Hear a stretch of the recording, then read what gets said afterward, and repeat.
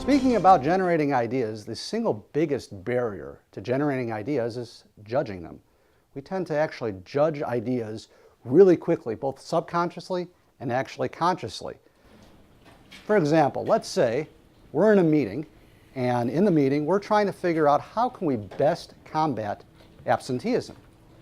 So let's say I come up with an idea, I raise my hand in the back. My idea is throw a cream pie in their face. What's your reaction? No. Your reaction?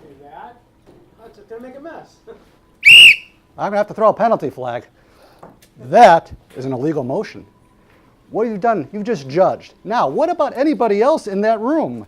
Anybody else in that room, you just heard their idea get shot down. How likely is it that they're now going to volunteer another idea? They just saw their buddy go down in flames. I mean, it's terrible. What about all the rest of the people that have observed that? Well, now all these people might have potential ideas. These ideas are now unrealized, uncommunicated, unspoken. What's the value of those ideas? Can we even put a value on those ideas? You know, the fact of the matter is we actually have to be able to get past that judging, whether we're doing it subconsciously or we're actually doing it consciously. The real problem is bias. Normally we hear bias, we think of things that might be unethical, illegal. We talk about different groups perhaps, different groups of people. I'm not really talking about that. My definition of bias is really an aggregate. It's an aggregate of our learned experiences, spoken, everything that we've actually experienced ourselves, that actually creates something. It can be good, it can be bad. We can use it for whatever it is.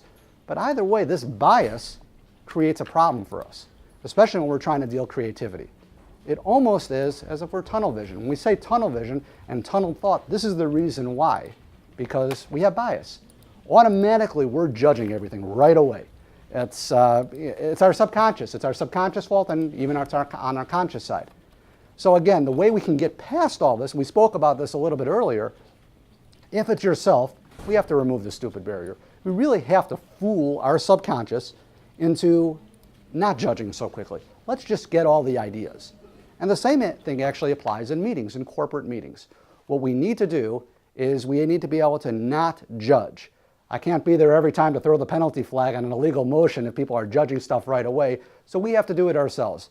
Whether it's through an unbiased moderator, or it's just a simple thing, we are not going to judge any ideas until all of them are in.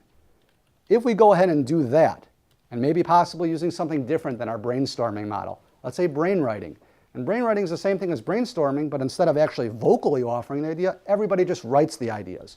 That way you don't even have the potential of judgment. Everyone's just writing down ideas, that's all going to be gathered up later on, and then you worry about it.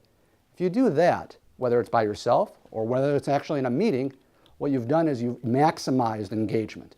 And if people are engaged, they're more likely to be creative.